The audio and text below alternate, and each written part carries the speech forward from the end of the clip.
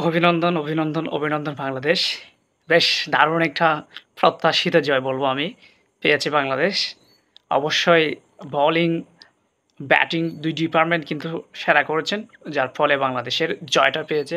সবাই একত্রে কিন্তু আজকের বাংলাদেশের জয়ে অবদান রেখেছেন। যার ফলে জয়টা বাংলাদেশ প্রত্যাশিতভাবে পেয়েছে।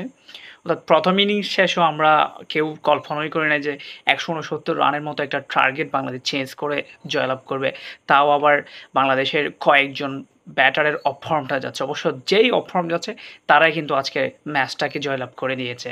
অর্থাৎ শুধু ফিল্ডিং সাইডটা বাদ দিলে বাংলাদেশের ব্যাটিং, বোলিং কিন্তু আউটস্ট্যান্ডিং ছিল। ১ম এই যখন শ্রীলঙ্কার ২ ব্যাটার মিলে আ বাংলাদেশের স্কোরটাকে যখন একটা বড় জায়গায় নিয়ে যাচ্ছিল তখন সাথে যে তাসকিন আহমেদ এবং মাহাদি শেখের নিয়ন্ত্রিত বোলিংয়ে তাদেরকে ব্রেক থ্রু এনে দিয়েছেন। পরবর্তীতে মাঝের ওভারগুলোতে তাদেরকে চেপে ধরেছিল। যদিও শেষের দিকে এসে আবার ১৫-১৬তম ওভারে এসে তাদের সানাকা ম্যাচটাকে বাংলাদেশি থেকে অ্যাওয়ে নিয়ে যাচ্ছিলেন। অর্থাৎ ১৮০ থেকে ৯০ রানের দিকে নিয়ে যাচ্ছিলেন। সেখান থেকে কিন্তু আবারও সেই মুস্তাফিজ কামব্যাকটা করে নিয়েছেন। অর্থাৎ শেষ ওভারটা কিন্তু তিনি মাত্র ৫ রান কনসিভ করেছেন। সাথে ২০তম ওভারে তাসকিন আহমেদ মাত্র ১০ রান দিয়ে ৪টি ডট বল দিয়েছেন। ৪ রানে কাটা নয় কিন্তু সেটি করে দেখিয়েছেন বাংলাদেশের বোলাররা। পরবর্তীতে কিন্তু সেটি সবারই জানা। তানজিদ তামিম হয়তোবা কোনো কারণে হয়নি। তবে তিনি নুয়ান তুষারার বোলিংয়ের যে দুর্বলতা সেটি আবারও ফুটে উঠেছে। কিন্তু পক্ষান্তরে যে আউটস্ট্যান্ডিং পারফর্মটা করে দেখিয়েছে সাইফ হাসান, যেটি তামিম করার কথা সেটি কিন্তু সাইফ হাসান করে দিয়েছেন। যেটি তামিম, পারভেজ এবং তামিম দুজনেই প্রিভিয়াস কিছু সিরিজে করে আসছিলেন, সেটি কিন্তু আজকে করে দেখিয়েছেন সেই সাইফ হাসান।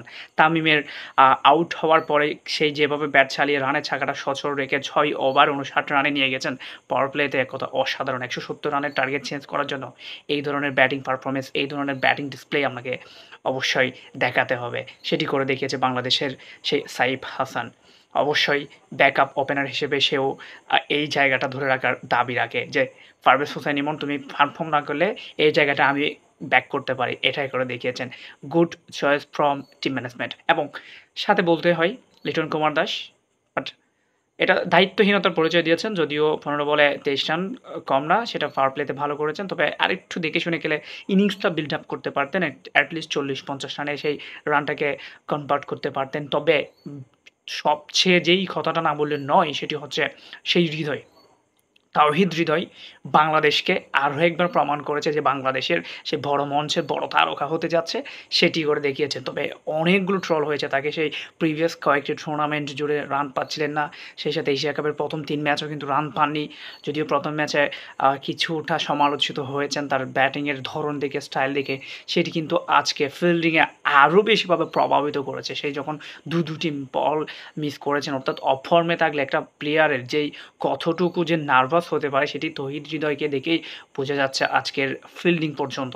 অর্থাৎ ব্যাটিংয়ে এসে যেভাবে তিনি বাংলাদেশের ম্যাচটাকে প্রথমে দেখে শুনে খেললেন, তারপরে যখন সাইফকে হারালেন অপর প্রান্তে ৩৬ বলে ৫৫ রানের একটা প্রয়োজন, সেক্ষেত্রেও বাংলাদেশ হারতে পারত ম্যাচটা যদি না সেই পরের ওভারে কাউন্টার অ্যাটাকটা না করতো। যে কামিন্দু মেন্ডেস যে ওভারটা করেছিলেন ১৬ রান নিয়েছিলেন ওই ওভারে, সেটি যদি তিনি প্রপারলি ইউজ করতে না পারতেন, সেটি যদি তিনি অ্যাটাক না করতেন তাহলে বাংলাদেশকে আবার চেপে ধরতো শ্রীলঙ্কা। সেটার জন্য কিন্তু ক্রেডিট পেতে অবশ্যই তাওহিদ হৃদয় এবং শেষের গল্পটা সবারই জানা যে তাওহিদ হৃদয় বাংলাদেশের ওভার দ্য লাইনে নিয়ে যেতে পারেননি, তবে বাংলাদেশকে একটা প্ল্যাটফর্ম তৈরি করে দিয়েছেন। মাত্র ১০ বলে ৯ বলে ১০ রানের সমীকরণে নিয়ে গেছেন তিনি। যদি ফুল টস বল ডেলিভারি ছিল সেটি হয়তোবা কোনো একটা কারণে টায়ার্ডনেসের কারণে ব্যাটে বলে হয়নি।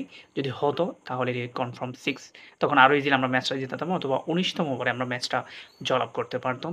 শেষ দিকে কিন্তু জাকের এবং শামিমের কথা না বললে নয়, ফিনিশড ওয়েল।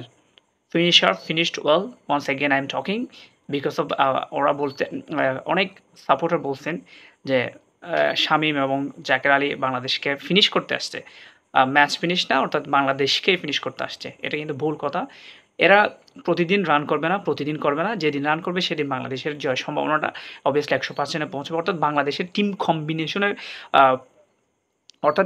কম্বিনেশনে সবার পারফরমেন্স করাটাই কিন্তু বাংলাদেশের অভাব, ধারাবাহিকতার অভাব। সেটি কিন্তু আজকের ম্যাচে হয়েছে। অর্থাৎ আগামী যেই পাকিস্তানের সাথে ২৪ তারিখ ম্যাচটা রয়েছে সেটি জয়লাভ করলে বাংলাদেশ ফাইনাল নিশ্চিত। ধন্যবাদ।